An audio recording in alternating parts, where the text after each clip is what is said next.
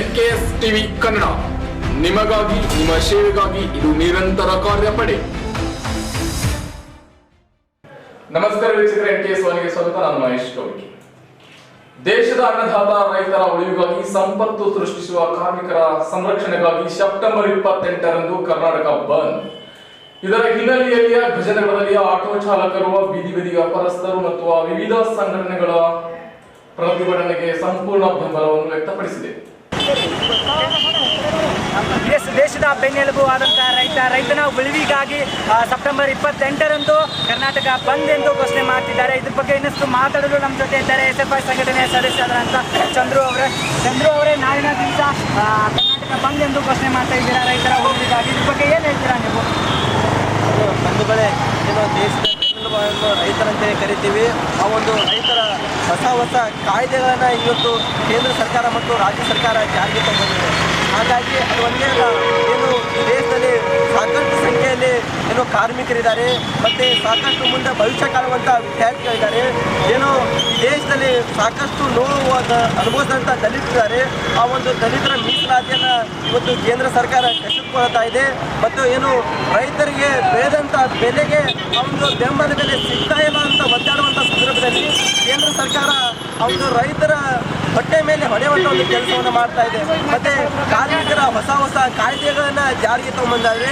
ಮತ್ತು ಏನು ಕೋವಿಡ್ ಸಂದರ್ಭದಲ್ಲಿ ಸಾಕಷ್ಟು ಕಾರ್ಮಿಕರು, ರೈತರು ಕೆಲಸ ಇಲ್ಲದೆ ಏನು ತೆರಳುತ್ತಿರುವಂಥ ಸಂದರ್ಭದೊಳಗೆ ಏನು ಸರ್ಕಾರಗಳು ಉಚಿತ ಎಜುಕೇಷನ್ ಕೊಡೋದು ಬಿಟ್ಟು ಏನು ಖಾಸಗಿಯವರಿಗೆ ಏನು ಶಿಕ್ಷಣವನ್ನು ಮಾರಾಟ ಮಾಡ್ತಾ ಇದ್ದಾರೆ, ಆ ಒಂದು ಕೆಲಸವನ್ನು ಮಾಡ್ತಾ ಇದ್ದಾರೆ.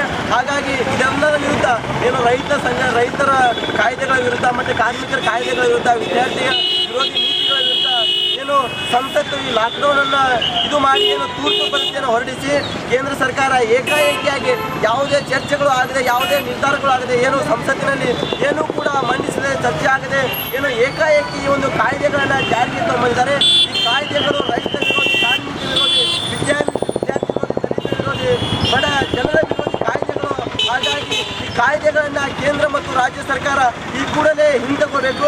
ಇಲ್ಲವಾದಲ್ಲಿ ಏನು ನಿನ್ನೆ ಮೊನ್ನೆಯಿಂದ ಏನು ಬೇರೆ ರಾಜ್ಯದಲ್ಲಿ ಸಾಕಷ್ಟು ಕಾರ್ಮಿಕರು, ರೈತರು, ವಿದ್ಯಾರ್ಥಿಗಳು ಬೀದಿಗಿಳಿದು ಹೋರಾಟವನ್ನು ನಡೆಸ್ತಾ ಇದ್ದಾರೆ. ಹಾಗಾಗಿ ಅದೇ ರೀತಿ ಕರ್ನಾಟಕ ರಾಜ್ಯದಲ್ಲೂ ಕೂಡ ನಾಳೆ ದಿವಸ ದೇಶದಲ್ಲಿ ಸಾಕಷ್ಟು ರೈತರು, ಕಾರ್ಮಿಕರು, ವಿದ್ಯಾರ್ಥಿ ಯುವಕರು ಬೀದಿಗಿಳಿದು ಹೋರಾಟವನ್ನು ಮಾಡ್ತಾ ಇದ್ದಾರೆ. ಸರ್ಕಾರಗಳು ಈ ಕಾಯ್ದೆಗಳನ್ನು ಕೂಡಲೇ ವಾಪಸ್ ತಗೋಬೇಕು.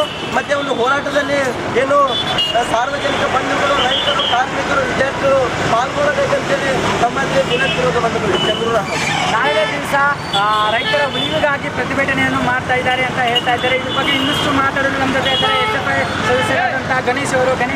ನೀವೇ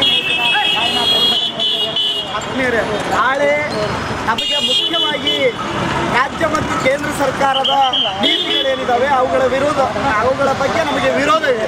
ಒಂದು, ಕೇಂದ್ರ ಸರ್ಕಾರ ತಂದಿರತಕ್ಕಂತಹ ರೈತ ವಿರೋಧಿ ಕಾನೂನು ಏನಿದೆ, ರೈತರ ಭೂಮಿಯನ್ನ ಅವರ ಒಪ್ಪಿಗೆ ಇಲ್ಲದೆ 716 ಎಕರೆಗಳವರೆಗೂ ಕೂಡ ಒಬ್ಬ ವ್ಯಕ್ತಿ ಇಟ್ಕೋಬೇಕು ಅಂತಕ್ಕಂಥದ್ದನ್ನು ಕಾಯ್ದೆಯಲ್ಲಿ ಹೇಳ್ತಾರೆ. ಈ ಕಾಯ್ದೆಗೆ ನಾವು ವಿರೋಧವನ್ನು ಮಾಡ್ತಾ ಇದ್ದೀವಿ. ಯಾಕಂದ್ರೆ ಉಳುವವನೇ ಭೂಮಿ ಒಡೆಯ ಅಂತಕ್ಕಂಥ ಕಾಯ್ದೆ ನಾವು ಹೋರಾಟ ಮಾಡಿದ್ರ ಭಾಗವಾಗಿ ಬಂದಿತ್ತು. ಅದನ್ನು ಇವತ್ತು ಕಸಿದುಕೊಳ್ಳತಕ್ಕಂಥ ನೀತಿಯನ್ನು ಕೇಂದ್ರ ಸರ್ಕಾರ ತರ್ತಾ ಇದೆ. ಹಾಗಾಗಿ ಇದಕ್ಕೆ ನಮ್ಮ ವಿರೋಧವಿದೆ. ಇನ್ನು ಅಗತ್ಯ ವಸ್ತುಗಳ ಕಾಯ್ದೆ ಏನಿದೆ ಅದನ್ನು ತಿದ್ದುಪಡಿ ಮಾಡೋದ್ರ ಮುಖಾಂತರ ಇವತ್ತು ಬೆಲೆ ಏರಿಕೆಯನ್ನು ಹೆಚ್ಚು ಮಾಡಿಕೊಟ್ಟಿದೆ. ಇದಕ್ಕೂ ಕೂಡ ನಮ್ಮ ವಿರೋಧ ಇದೆ ಅಂತಕ್ಕಂಥದ್ದು. ಅದೇ ರೀತಿಯಲ್ಲಿ ರಾಜ್ಯದಲ್ಲಿರ್ತಕ್ಕಂಥ ರಾಜ್ಯ ಸರ್ಕಾರ ಇವತ್ತು APMC ಕಾಯ್ದೆಯನ್ನು ತಿದ್ದುಪಡಿ ಮಾಡೋದ್ರ ಮುಖಾಂತರ APMCಗಳನ್ನು ಮುಚ್ಚಿಕೊಳ್ತಿದೆ. ಹಾಗಾಗಿ ಈ ಕಾಯ್ದೆ ವಿರುದ್ಧ ಕೂಡ ನಾವು ಹೋರಾಟ ಮಾಡ್ತಾ ಇದ್ದೀವಿ. ರೈತರು ಈ ಭಾಗವಾಗಿ ದೇಶದಲ್ಲಿರ್ತಕ್ಕಂತಹ ಎಲ್ಲ ಕಿಸಾನ್ ಸಭಾ ಏನು ರೈತರ ಸಂಘಟನೆಗಳಿದ್ದಾವೆ, ಆ ಎಲ್ಲ ನೂರಾರು ರೈತ ಸಂಘಟನೆಗಳ ನೇತೃತ್ವದಲ್ಲಿ ನಾಳೆ ದೇಶವ್ಯಾಪ್ತಿ ಹರತಾಳ ಬಂಧನ ಮಾಡ್ತಾ ಇದ್ದಾವೆ.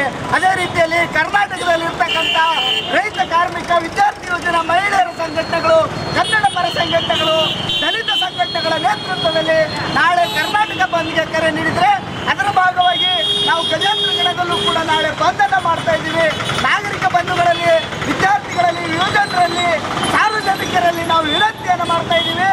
ನಾಳೆ ಸ್ವಯಂ ಪ್ರೇರಿತವಾಗಿ ಇದು ಜನಸಾಮಾನ್ಯರ ಹಕ್ಕಾಗಿರತಕ್ಕಂಥ ಜನಸಾಮಾನ್ಯರ ಹಕ್ಕುಗಳನ್ನು ಕಸಿದುಕೊಳ್ಳುತ್ತಾರೆ. ಈ ಸಂದರ್ಭದಲ್ಲಿ ನಾಗರಿಕರು ನಾವೆಲ್ಲರೂ ಕೂಡ ಸ್ವಯಂ ಪ್ರೇರಿತವಾಗಿ ಬಂದ್ ಮಾಡೋದ್ರ ಮುಖಾಂತರ, ನಮ್ಮ ಅಂಗಡಿ ಮುಗ್ಗಟ್ಟುಗಳನ್ನು ಬಂದ್ ಮಾಡೋದ್ರ ಮುಖಾಂತರ ಮಾತ್ರ ನಾಳೆ ನಡೆಯುವ ಹೋರಾಟದಲ್ಲಿ ಪಾಲ್ಗೊಳ್ಬೇಕಂತೇಳಿ ಈ ಮೂಲಕ ನಾನು ಸಾರ್ವಜನಿಕರಲ್ಲಿ ಕೇಳ್ಕೊಳ್ತಾ ನಾಳೆ ನೀವೆಲ್ಲರೂ ಕೂಡ ಜೊತೆ ಆಗ್ತೀರಿ ಅಂತ ಹೇಳಿ ವಿನಂತಿಯನ್ನು ಮಾಡ್ತೀನಿ. ಸರ್, ನಾಳಿನ ಒಂದು ಪ್ರತಿಭಟನೆಗೆ ಮತ್ತು ಬೀದಿ ಬದಿ ವ್ಯಾಪಾರಸ್ಥರು ಮತ್ತು ಅಂಗಡಿ ಇದ್ದಗಳು ಇವರೆಲ್ಲ ನಿಮಗೆ ಬೆಂಬಲ ಕೊಟ್ಟಿದ್ದಾರೆ ಸರ್ ನಾಳಿನ ಒಂದು ಪ್ರತಿಭಟನೆ? ಹೌದು, ರಾಜ್ಯ ಮತ್ತು ಕೇಂದ್ರ ಸರ್ಕಾರದ ಜನ ವಿರೋಧಿ, ಕಾರ್ಮಿಕ ವಿರೋಧಿ, ರೈತ ವಿರೋಧಿ, ಬಡವರ ವಿರೋಧಿ ನೀತಿಗಳೇನಿದಾವು ಅವೆಲ್ಲವೂ ಕೂಡ ಈ ದೇಶಕ್ಕೆ ಮಾರಕ ಆಗಿದೆ. ಬಡವರಿಗೆ ತೊಂದರೆ ಆಗ್ತಂದರೆ ನಮ್ಮ ವ್ಯಾಪಾರ ವಹಿವಾಟು ಎಲ್ಲವೂ ಕೂಡ ಸ್ಥಗಿತ ಆಗಲಿಕ್ಕೆ ಸಾಧ್ಯ ಇದೆ. ಹಾಗಾಗಿ ನಾಳೆ ನಡೀಕಂಥ ಈ ಹೋರಾಟ ಏನಿದೆಯಲ್ಲ ಇದಕ್ಕೆ ನಮಗೆ ಸಂಪೂರ್ಣ ಬೆಂಬಲ ಇದೆ ಅಂಥೇಳಿ ನಾವೀಗಾಗಲೇ ಎಲ್ಲ ಮಾಲೀಕರಿಗೂ ಅಂಗಡಿಗಳಿಗೆ ಅಡ್ಡಾಡಿದಾಗ ನಾವು ಸಂಪೂರ್ಣವಾಗಿ ಬೆಂಬಲ ಸೂಚಿಸ್ತೀವಿ ಮತ್ತು ನಾವು ಕೂಡ ಭಾಗವಹಿಸ್ತೀವಿ ಅಂತ ಹೇಳಿದ್ದಾರೆ. ಮುಖ್ಯ ಉದ್ದೇಶ ಏನಂತಂದರೆ, ಒಂದು ಭೂ ಸುಧಾರಣೆ ಕಾಯ್ದೆ. ಭೂ ಸುಧಾರಣೆ ಕಾಯ್ದೆಯಿಂದ ರೈತರಿಗೆ ಮರಣ ಶಾಸನ ಬಂದಿರ್ತಕ್ಕಂಥ ಒಂದು ವ್ಯವಸ್ಥೆ. ಎರಡನೇದು APMC ಕಾಯ್ದೆ. APMC ಕಾಯ್ದೆಯಲ್ಲಿ ಅದನ್ನು ಮುಚ್ಚಾಕಿ ಅದನ್ನು ಕೂಡ ಒಂದು ದೊಡ್ಡ ರೀತಿಯಲ್ಲಿ ಕಾರ್ಪೊರೇಟ್ ಸೆಕ್ಟರ್ ಪರವಾಗಿ ಕೆಲಸ ಮಾಡುವಂಥದ್ದು ಒಂದು.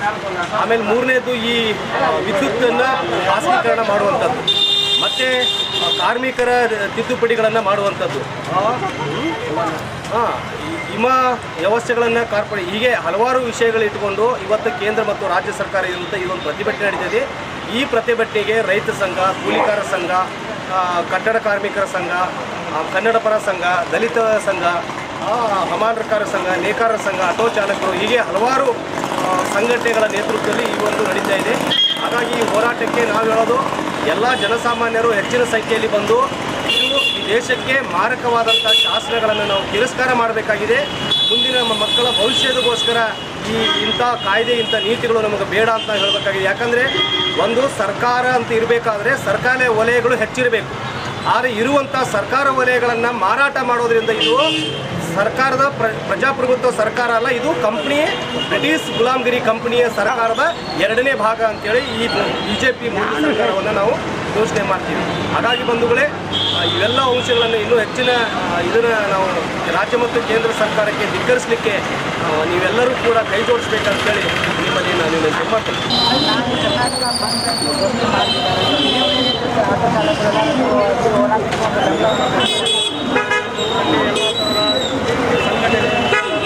ಎಲ್ಲರೂ ಯಾವ ಥರ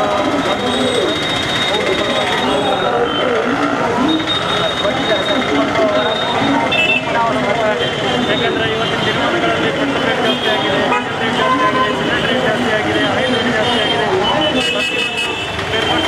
ಬೆಲೆಗಳು ಜಾಸ್ತಿ ಆಗಿದೆ. ಸಾಮಾನ್ಯ ಜನರಿಗೆ ವರಿ ಭಾಳ ಇದೆ. ಇವತ್ತಿನ ದಿನದಲ್ಲಿ 650 ಸಿಲಿಂಡರ್ ಸಬ್ಸಿಡಿ ಇಲ್ಲ, 450 ಸಿಲಿಂಡರ್ ಇದ್ದಿದ್ದು ಕೇಂದ್ರ ಸರ್ಕಾರ 650 ಏರಿಸಿದೆ, ಸಬ್ಸಿಡಿ ಇಲ್ಲ. ಹೀಗಾಗಿ ಎಲ್ಲ ವಿರೋಧ ಆಯ್ತು. ಇದು ನಾವು ಅದಕ್ಕೆ ಬೆಂಬಲ ಕೊಡ್ತಾ ಇದ್ದೇವೆ. ನೋಡಿದ್ರಲ್ಲ ವೀಕ್ಷಕರೇ, ಆಟೋ ಚಾಲಕರು ಕೂಡ ಈ ನಾಳಿನ ಒಂದು ಹೋರಾಟಕ್ಕೆ ನಮ್ಮದು ಸಂಪೂರ್ಣವಾದ ಬೆಂಬಲ ಇದೆ ಎಂದು ತಮ್ಮ ಅಭಿಪ್ರಾಯವನ್ನು ಹೇಳ್ತಾ ಇದ್ದಾರೆ. ಕ್ಯಾಮ್ರಾಮ್ಯಾನ್ ಅಂದೇಶ್ ಜೊತೆ ಮುಸ್ತಾಕ್. ಸರ್, ನಾಳಿನ ಒಂದು ಪ್ರತಿಭಟನೆಗೆ ನಿಮ್ಮ ಒಂದು ಬೀದಿ ವ್ಯಾಪಾರಸ್ಥರು ಕೂಡ ಈ ಒಂದು ಹೋರಾಟಕ್ಕೆ ಬೆಂಬಲವನ್ನು ಕೊಡ್ತಿದ್ದೀರಾ ಸರ್? ಖಂಡಿತವಾಗ್ಲೂ ಬೆಂಬಲ ಕೊಡ್ತಾ ಇದ್ದೀವಿ ನಾವೆಲ್ಲ. ಇದು ರೈತ ವಿರೋಧಿ ನೀತಿ. ಆ ಕಾರಣಕ್ಕೆ ಪ್ರತಿಯೊಬ್ಬರು ಬೆಂಬಲ ಕೊಡಲೇಬೇಕಿಲ್ಲ, ಇಲ್ಲಾಂದ್ರೆ ಇದರಿಂದ ಮಾಡಿದ್ದು ಏನು ಉಪಯೋಗ ಆಗಂಗಿಲ್ಲ. ಹಾಗಾಗಿ ಎಲ್ಲರೂ ಬೆಂಬಲ ಕೊಡಲೇಬೇಕು, ಕೊಡ್ತೀವಿ ಖಂಡಿತ. ನೀವು ಕೂಡ ಈ ಅಂಗಡಿಯನ್ನು ಮುಚ್ಚುವಂಥ ವ್ಯವಸ್ಥೆ ಮಾಡ್ತೀರಾ? ಖಂಡಿತವಾಗ್ಲೂ ಸರ್, ನಿಮ್ಮ ಹೆಸರು? ಹುಸೇನ್ ಬಾಷಾ. ಗಜೇಂದ್ರಗಡ ಪಟ್ಟಣದಲ್ಲಿಯ ಕಳೆದ ರಾತ್ರಿಯಿಂದ ಮಳೆಯ ಆರ್ಭಟ ಶುರುವಾಗಿದ್ದು, ಮಳೆಯಿಂದ ಕೆರೆಗಳು ತುಂಬಿ ಮತ್ತು ಗುಡ್ಡದ ಮೇಲೆ ಜಲಪಾತಗಳು ಹರಿಯುತ್ತಿದೆ. ನೋಡಿದರ ಕಣ್ಣಿಗೆ ಆಕರ್ಷಣವಾಗಿ ಕಂಡು ಬಂದಿದೆ. ಅದರ ಒಂದು ವರದಿಯಿದೆ ನೋಡಿ.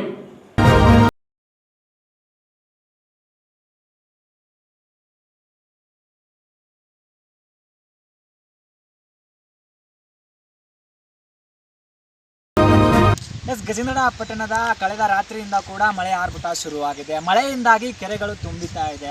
ಇನ್ನು ಬೆಟ್ಟದ ಮೇಲಿಂದ ಜಲಪಾತದ ನೀರು ಹರಿಯುತ್ತಾ ಇದೆ. ನೋಡಲು 2 ಕಣ್ಣು ಸಾಲದು ಎಂದು ಈ ನಮ್ಮ ಗಜೇಂದ್ರಗಡ ಪಟ್ಟಣದ ಗುಡ್ಡವಾಗಿದೆ. ಇನ್ನು ನಮ್ಮ ಜೊತೆ ಸ್ಥಳೀಯರಿದ್ದಾರೆ. ಸ್ಥಳೀಯರು ಏನು ಹೇಳ್ತಾರೆ ಮಳೆಯಿಂದಾಗಿ ಅಂತ ಕೇಳೋಣ. ಸರ್, ನಿನ್ನೆ ರಾತ್ರಿ ಇಡೀ ಮಳೆ ಬರ್ತಾ ಇದೆ, ಏನು ಹೇಳ್ತೀರಾ ಸರ್ ನೀವು? ತುಂಬ ಖುಷಿ ಆಗ್ತೈತೆ. ಯಾಕಂದ್ರೆ ಈಗ ಸುಮಾರು 3-4 ತಿಂಗಳಿಂದ ಮಳೆನೇ ಇದ್ದಿದ್ದಿಲ್ಲ. ಹಾಗಾಗಿ ಕೆರೆಗಳಲ್ಲಿ ನೀರು ಇದ್ದಿದ್ದಿಲ್ಲ. ದನ ಕರ ಮತ್ತು ಕುರಿಗಳಿಗೆ ನೀರಿನ ದಾಹ ಭಾಳ ಇತ್ತು. ನಿನ್ನೆ ಮಳೆ ಆಗಿದ್ದರಿಂದ ಕೆರೆ ಆಗಲೇ ಸ್ವಲ್ಪ ಅರ್ಧ ಮಟ್ಟ ಬಂದಿದೆ.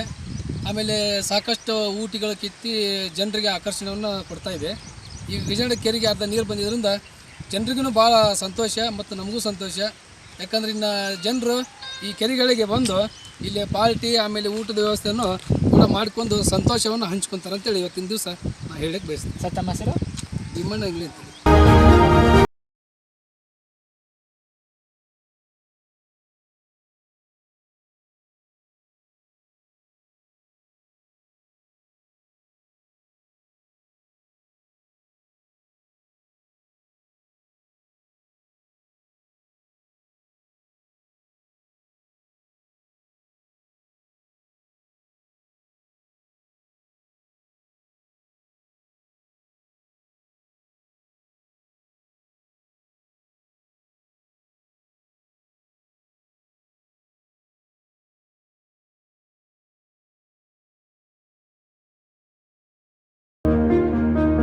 ಇಷ್ಟೊಂದು ಸುದ್ದಿ ಕೊಟ್ಟಿದ್ದು ನಾನು ಮಹೇಶ್ ಕೋರ್ಕಿ. ಇನ್ನಷ್ಟು ಸುದ್ದಿಗಾಗಿ ನಿಮ್ಮನ್ನು ಭೇಟಿ ಆಗುತ್ತೆ. ಅಲ್ಲಿವರೆಗೂ ನೋಡ್ತಾರೆ NKS ನ್ಯೂಸ್ ಟಿವಿ ಕನ್ನಡ. ನಮಸ್ಕಾರ. ಆತ್ಮೀಯ ಪ್ರಿಯ ವೀಕ್ಷಕರೇ, NKS ನ್ಯೂಸ್ ನಿರಂತರ ನಿಮಗಾಗಿ ನಿಮ್ಮ ಸಮಸ್ಯೆಗಳ ಸ್ಪಂದನೆಗಾಗಿ ನೋಡ್ತಾ ಇರಿ. ಲೈಕ್ ಮಾಡಿ, ಶೇರ್ ಮಾಡಿ, ಸಬ್ಸ್ಕ್ರೈಬ್ ಮಾಡಿ, ಕಾಮೆಂಟ್ ಮಾಡಿ, ಪಕ್ಕದಲ್ಲಿರುವ ಬೆಲ್ ಐಕಾನ್ ಪ್ರೆಸ್ ಮಾಡಿ ಪ್ರೋತ್ಸಾಹಿಸಿ.